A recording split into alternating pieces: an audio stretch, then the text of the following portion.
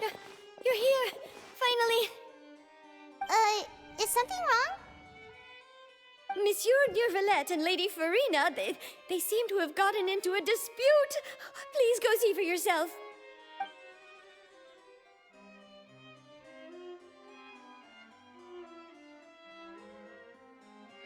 Like I said, I've already explained everything.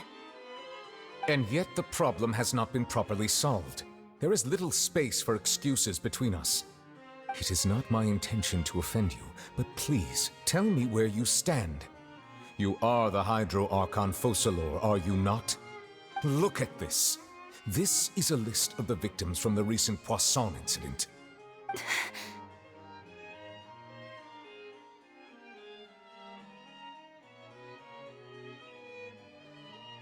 You mean... they're all...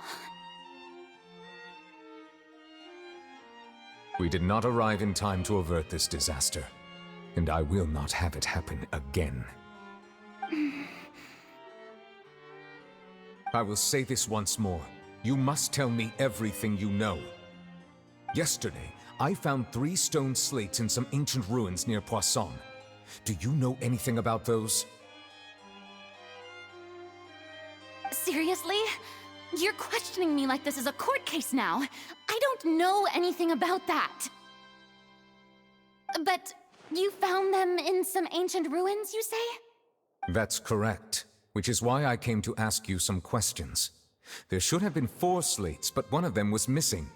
The other 3 feature different images that seem to correlate to the prophecy. The prophecy? The second of these slates depicts the previous Hydro Archon Egeria kneeling before a floating island in the sky, as if confessing something. Do you know nothing of this either? I don't. I've never seen such slates. I'll ask you again. Do you really have no information regarding the previous Archon? My deciphering of the slates indicates that the Hydro Archon Egeria once had to confess to, or apologize for, a certain sin. If anyone would know about it, it should be you. All gods don't have the same secrets, you know. She was herself and I'm me. Is it really so strange that I know nothing? I understand your concerns, but I'm sorry. I just don't have anything to tell you. Forgive me for saying this now, Lady Farina, but I have long known of your various secret investigations into certain matters. There are several indications that you have been investigating the prophecy on the sly. This is not strange in itself, considering that you are the Hydro Archon. But it is strange that you should also claim to not know any of Egeria's secrets, as well as do nothing following your inquiries. You have never been as superficial as you have presented yourself to be, nor are you a fool. And yet, your behavior is very inconsistent.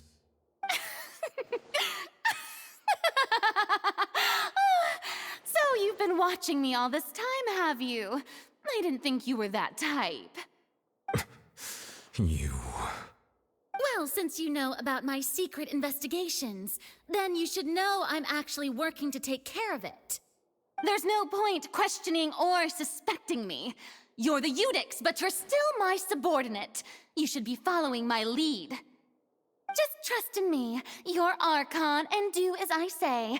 Never mind whether you can truly convince yourself to or not. It'll all turn out fine. That's all I have to say. We do not discuss this matter again. Oh, the opera's about to start. Toodles!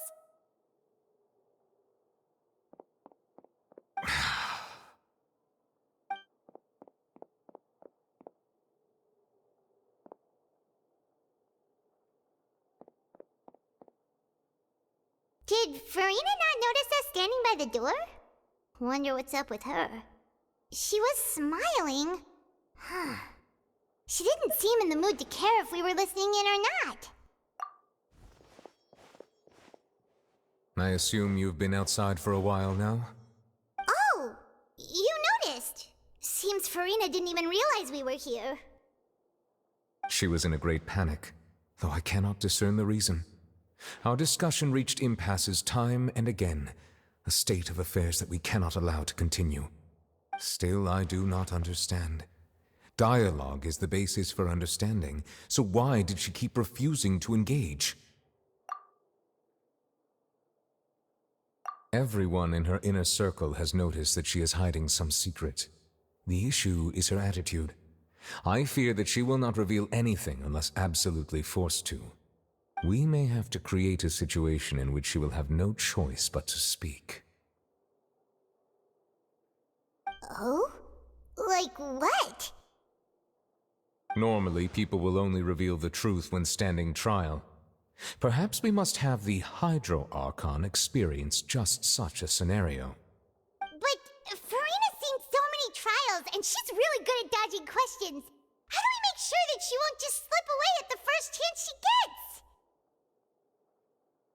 We will need to consider this thoroughly, join forces with various parties, and then do what we can.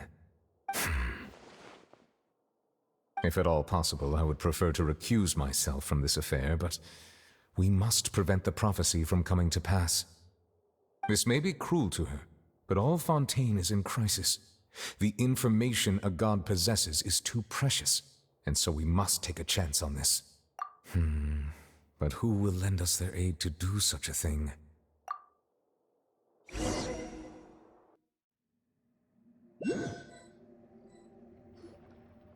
Well, that's everyone, huh? Speaking of which, it was pretty smart of you to think of hiding here. Poisson was just involved in a disaster, so it's presently devoid of people.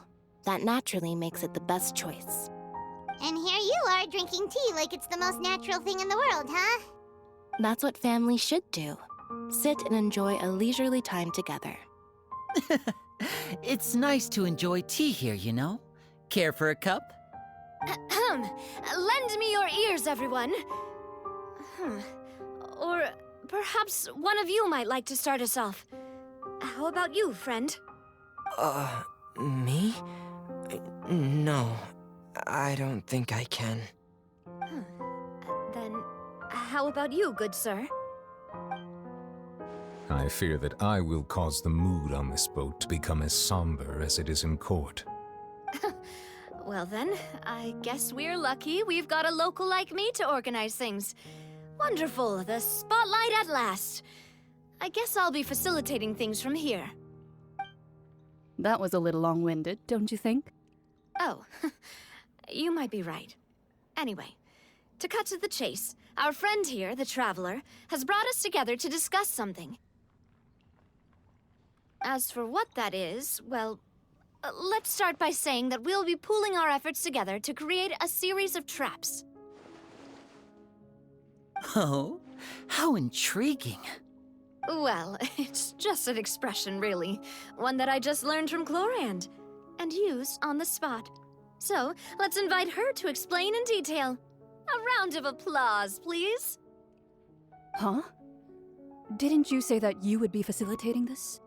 Oh, come now. Your work doesn't involve much public speaking, right? This is a good chance to practice. You might even pick up some fancy oratory tricks to impress your boss with in the future. I see. And what does my boss say? He is glad that you consider him your boss. Do go on.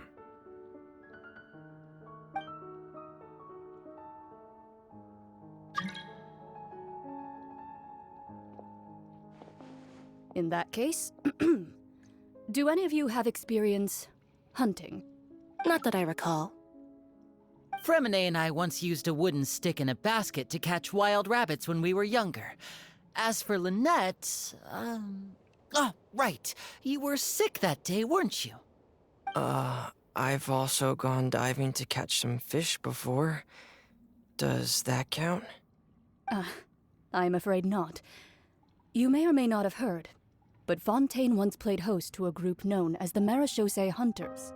Though that was their name, they did not hunt animals, but rather various monsters left behind by the ancient dynasty of King Remus. Today, Fontaine's monster population has already thinned greatly, so the hunters have blended back into society. taking up arms in other lines of work. They even left a unique methodology of hunting in their wake. A trap comprises of the following components: bait, a trigger, and a containment device. Sometimes a lethal implement will also be necessary to deal with the prey. So, if we were to build a trap together, right now, what would you choose to build it with? For me, I would prefer something basket-shaped. Pigeons and rabbits will see the bait and naturally enter the snare. Our line of work requires a deft hand, and we're some of the best in the industry, so you can count on our techniques. You used some of those techniques while moving the people of Poisson, didn't you? My subordinates mentioned that you even performed some magic for the bawling children. Yes, and I even managed to gather some intelligence in the meantime. I'm quite the multitasker if I do say so myself. I'm afraid I can't claim that as my strong suit. I prefer more stable methods, like placing bait in the water and waiting for the fish to come within reach. That's the kind of method I would count on. Calm and steady. Exactly the kind of person who would catch loads of fish. And I can be their assistant. With discretion, I'm sure. I'd probably use some sort of mechanical animal. Papa once bought me some small clockwork squirrels, mice, and such. When placed in the forest, they can attract others of their kind. I remember that you liked those too, didn't you? I did. And that would be a good way to go about it. If they're realistic enough, animals of the same kind will follow them all the way to the trap. What about you, Monsieur Neuvillette? I fear I do not have any related experience. That makes sense. You usually solve problems directly, without the use of any such tricks. But I do have one more question for you, Monsieur. If we were to create a trap now, how would you design it? I would like for it to be effective, but bring no harm to the prey. A more gentle trap would be ideal. Kind, as always. However, our intention doesn't necessarily change the containment device and the type of implement we need. If we wanted to kill the prey in one strike, we would need a powerful implement. However, that also goes for prey that must be captured and safely contained. Wait, why's that? Only a hunter who's a true expert at subduing their prey can snare it without harming it. The line that divides life and death is often exceedingly thin. So are we going hunting together? Huh. We hadn't thought of seeing ourselves as hunters. It kinda works, but maybe it's still not the best metaphor. If our means of capturing and dealing with our prey is to put them on trial, then the hunting metaphor is actually quite accurate. But we shall require much more courage than any hunter to judge a god, a being whose seat is an exalted throne. Oh, so that's what's going on. Sounds very interesting.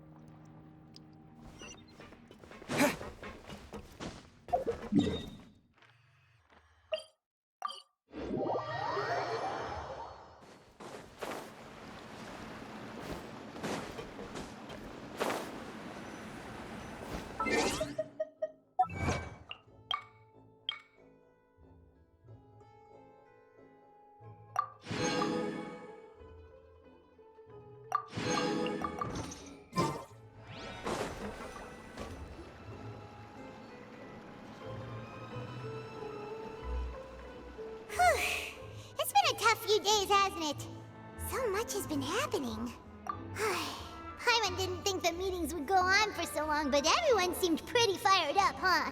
Paimon thought they'd be at least a little frightened. Well, Fremine was, now that Paimon thinks about it, but everyone else just looked a little surprised. Well, it's hard to say. Paimon doesn't have any experience with this sort of thing. But with you around, Paimon sure will do great. After all, you're the most reliable person in the world, aren't you? Did you just pour some tea? Paimon didn't notice you doing that at all. Then what's that? Paimon's never seen that cup before. Don't be frightened. I'm just joining you two for tea. I merely refrained from saying anything till now. Who's that voice? But there's no one here. What a strange conclusion, but also such an interesting one. You two make such a fascinating combo, and yet even you feel confused. As such, I couldn't resist but come by for some tea and a chat.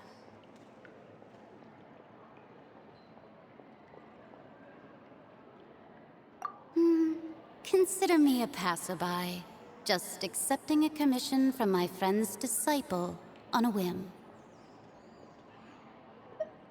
The prophecy.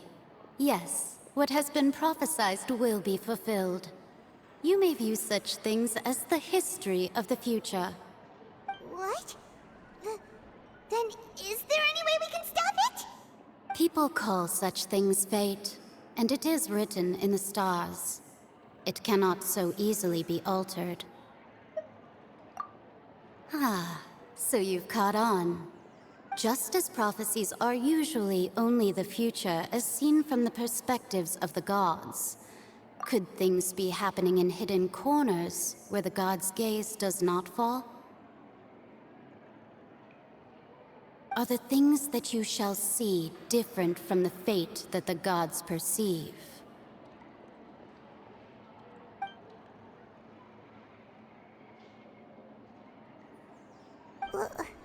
What is she talking about? It all sounds really impressive and important and stuff, but it also sounds kind of scary.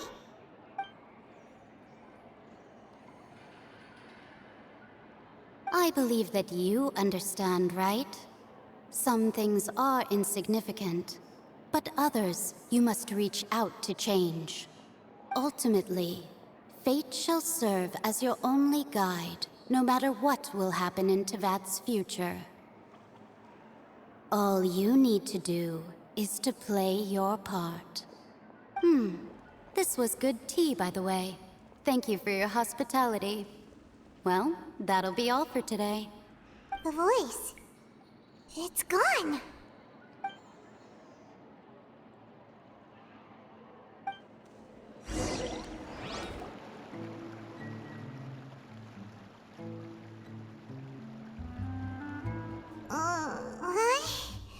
I want to hear someone talking. All right, coming. Hey, it's you who's getting lazy, okay?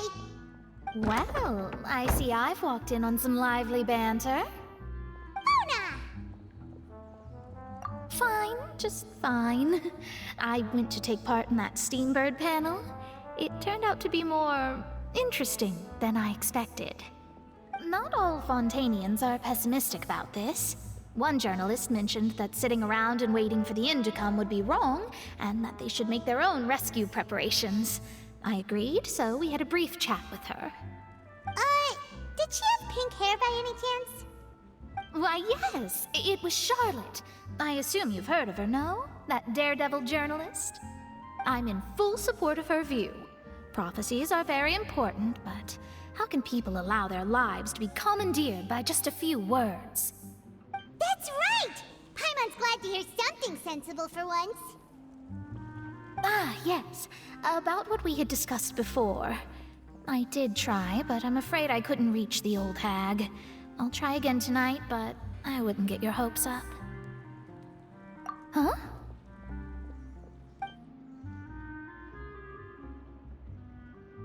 Goodness gracious. Are you serious? She said that even the god's gaze has blind spots. Pretty bold if you ask Paimon. Most people would believe the gods to be all-knowing, right? The Hexen Circle members are certainly anything but ordinary. As for the mage named N, the old hag has mentioned her a few times. She said that N's sense of direction is incredible, and that she loves guiding those who are lost. But I've never met her, and if she were still alive, she'd be... well, suffice it to say that the hag's at least a few hundred now, and N's been around for longer than that. Whoa. The Hexen Circle sounds like a scary group. But they must really stay in shape to live so long. Their abilities alone are pretty terrifying. If she came to see you personally, then the problem you're facing must truly be of great importance. Well, it's not like Paimon could understand anything she said. Yes, she was quite cryptic, but I suspect she means that there is still a way to turn things around. She didn't say when or what that would be, though, so... perhaps it is something that you cannot know right now.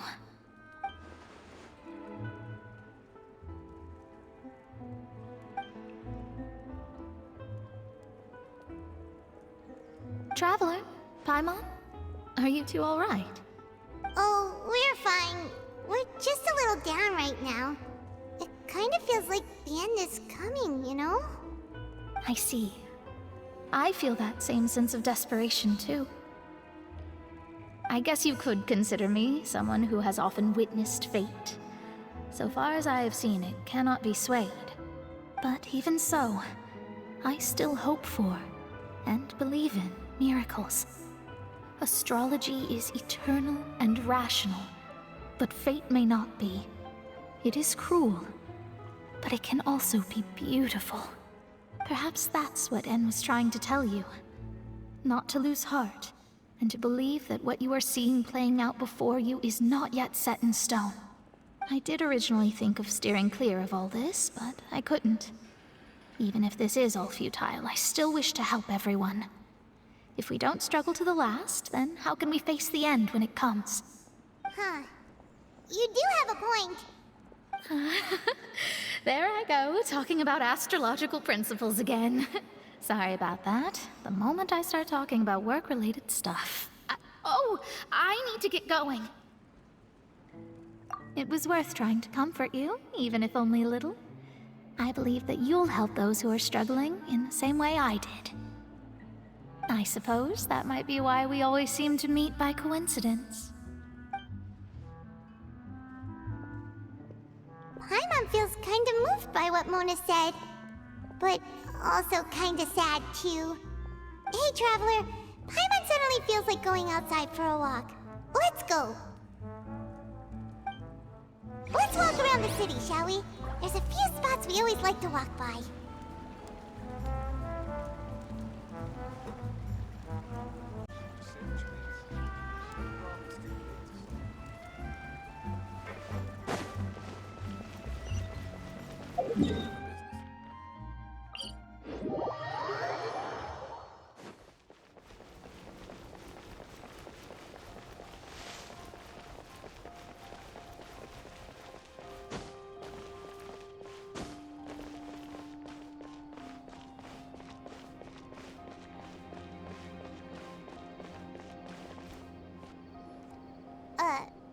Huh? Our names are written in this newspaper. What's going on? Let Paimon see! The underwater stronghold, the Fortress of Meripede, has continued in its noble autonomy, but that does not mean that others cannot interact with it. My recent attempts to enter the fortress bore little fruit. Huh. Guess Charlotte still hasn't given up on that. Thus, did an Outlander friend become the focus of this report, a blonde adventurer with their white fairy legends trailing in their wake. It is said that this mysterious traveler once visited the underwater fortress. So while the fortress's interior remains a mystery behind closed doors, do not fear, for the tales of the traveler contain surprises in spades. Journalist Charlotte's biggest scoop yet, the Traveler's Trail, World Walker. Huh. Charlotte took so many awesome photos of us and we never even noticed her! She hasn't been able to get a hold of anything at the fortress, so since we're easier to find, she's using us as the subject matter instead? Ugh, seriously? Well, fine. Those headlines and photos do look cool, so Paimon will forgive her this time.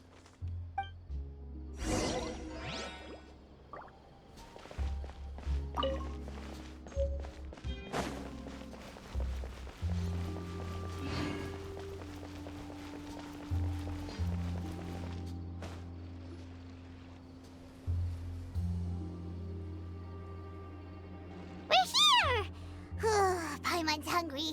Should we go in and get something to eat?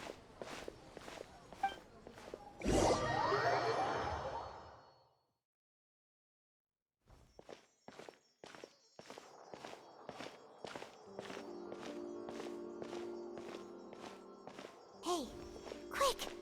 Look! That's the limited edition only 16 slices a day cake! It was so delicious the last time we tried it! Despite the tense situation we were in, let's give it another go. Paimon's sure it'll be great! 1 slice of cake, please. Someone showed up after all! Oh, wait, you're the one from the Palais Mermonia. Oh, are you here to buy cake too? It seems Monsieur Nervalette was right. You really can eat. Wait, did he really say something like that? That's right. Even he has his own preferences when it comes to food. As for me, I love the cake and coffee here. Do you come here often? Usually every day. Every day? It's part of my daily schedule, apart from work. I shall have my cake and coffee.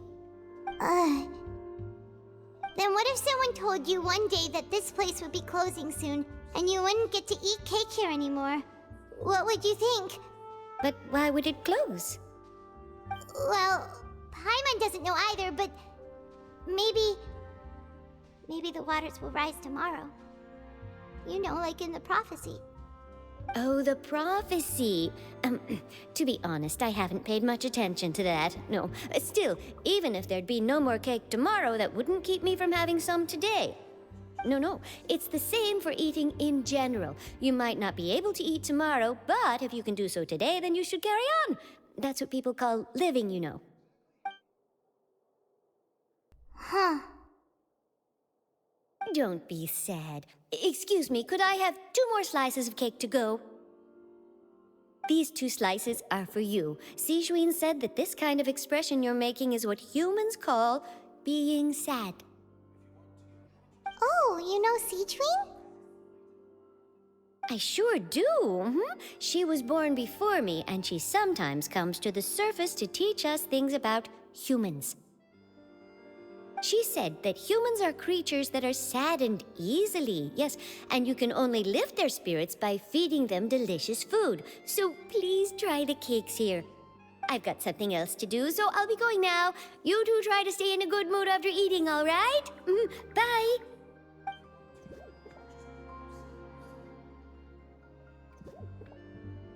And there she goes. All right, let's dig in. Paimon's sure this cake will be delicious.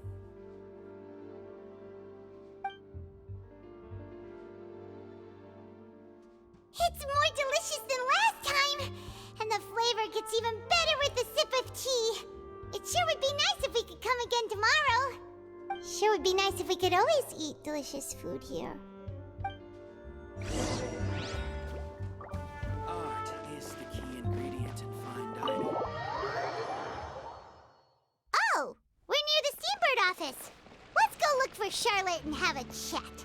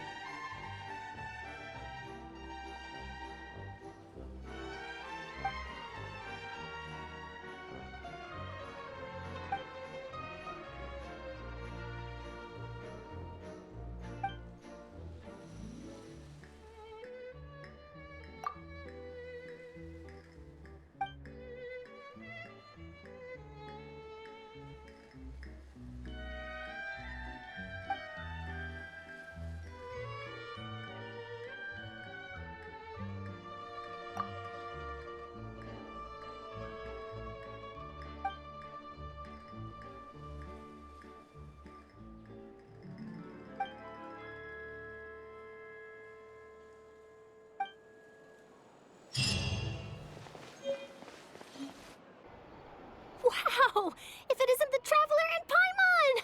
Oh, have you seen the article I wrote about you? Ha! You've got some nerve! You just used us to make some quick mora! Oh, you needn't worry about that. I heard that you were in Poisson some time back, so I sent you a letter to discuss just that. It appears you didn't receive it, though. It's all right, though. I've set aside the amount intended for you. I've even set the table with some food. Really? Oh, you're the best! You're almost a little too easy to win over, Paimon. If I were a journalist with ulterior motives, you'd be in trouble now, you know. Oh, Paimon knows you're not like that. Still, what brings you here all of a sudden? Were you looking for me? A friend of ours met you a while back, and when she mentioned it, we thought of coming to see you. Her name's Mona. Ah, so you know Miss Mona as well. She's a guest columnist for our paper. Really good one, too. She's so young and already such a brilliant astrologist. So she mentioned me? What did she say? She said that you're a real daredevil of a journalist. Nice. In which case, can this daredevil journalist dare to request an exclusive interview with the legendary Traveler and Paimon? Huh? So your article in the paper today doesn't count? Oh, of course it doesn't. That was more like live photography. What I'd like to do is dive deeper and ask you to talk about the things you've seen and experienced. Yeah, are we even qualified enough? Why not? If I say you're worth an interview, then you're worth it. But not right now, of course. I'll need a few days to prepare. Oh, in that case, we'll just chat when you have the time then? Oh, so that's a yes? Ooh, splendid! I'll tell the editor-in-chief immediately. I'll have to apply for lighting, a venue, some props, and... Whew, so much to get done now. Talk to you later. Wait, Charlotte, Paimon's still got a question for you. And what's that? If, just for example, Fontaine were to be flooded tomorrow, what would you do today? Huh, that's the prophecy you're talking about, isn't it? I mean, I do hear about it often, but I've never once thought that the day could be tomorrow. If you're seriously asking, then I might try and think of a way to leave Fontaine. Oh, but I'm still a journalist first and foremost. That means I have a duty to be reporting from the scene. And secondly, I wouldn't forsake my homeland that easily. From what I've seen, most people don't know what they'd do should the worst come to pass. In truth, it might be better just to behave like normal rather than worry over such an end. So in all likelihood, I'd probably still be prepping at the office for that interview of ours. I know what you're thinking. That sounds a bit sad, but I've always believed that it's best to do what you enjoy. Just think about it. If this nation really were to be suddenly destroyed tomorrow, but I still successfully finish an exclusive interview with a truly unique person, then the story I would wind up writing would truly be timeless. And then do you know what I'd do? Well, I'd write that story, send it for printing, and use messenger pigeons to get copies out to the various nations as soon as possible. I'm not a dreamer, nor am I a workaholic, but I do love my job, and I'd be proud of leaving such an article behind. I guess you could say that I was born to be a journalist. But anyway, that's my answer. And on that note, I'll get back to my preparations. That's so nice. All of a sudden, Paimon actually kinda envies her. Anyway, let's go and take a look at the sea, shall we?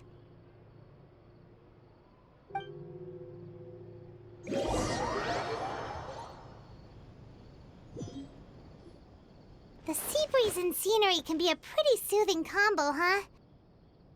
Paimon's been thinking. If it wasn't Fontaine, but all of Tevat that would be destroyed tomorrow, where would we go and what would we do? No, Paimon should ask, if you could choose, what would you like to do?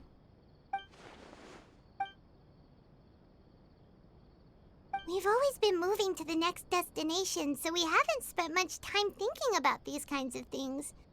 We didn't... You mean, still traveling? Huh. Wait, isn't that what we've always been doing?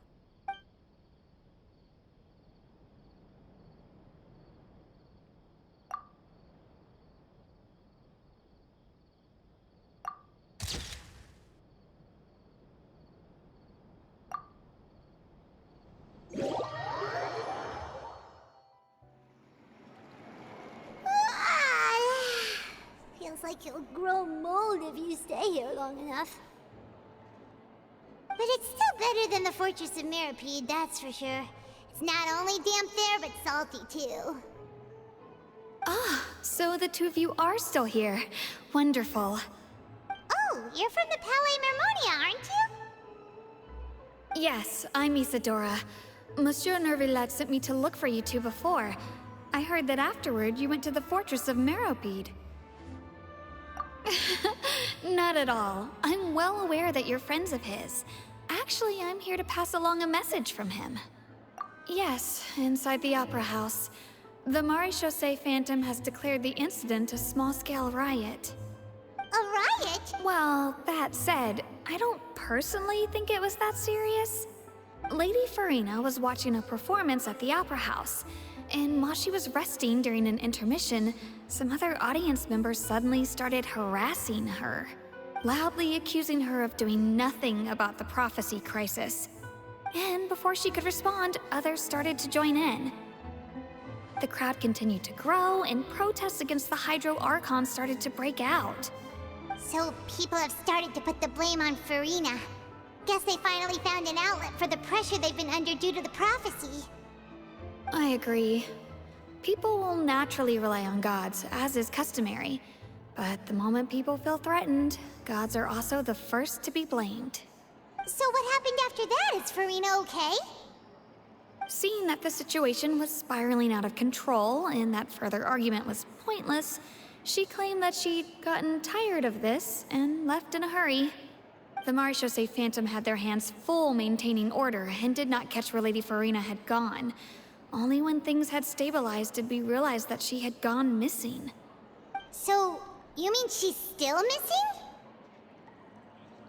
That's right. The Maréchaussée has dispatched many people to search for her, but we don't have any leads yet.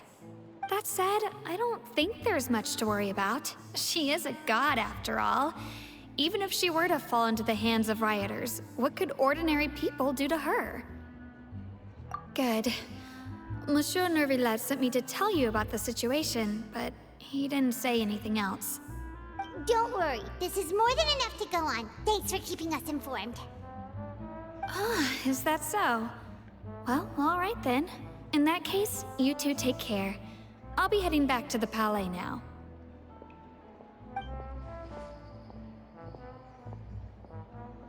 Well, sounds like we should hurry over to Poisson then. If we know Farina, she won't try to fix things in this situation. Instead, she'll look for a place to wait out the heat. And, as we also know, she may be loud and dramatic, but she doesn't have a heart of stone.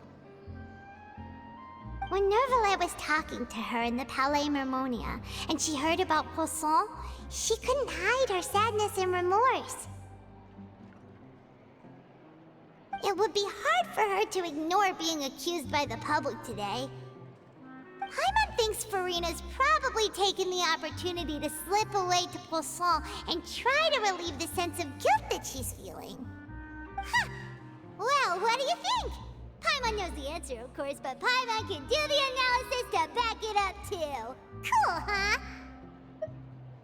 In that case, there's not a moment to lose. Poisson, here we come!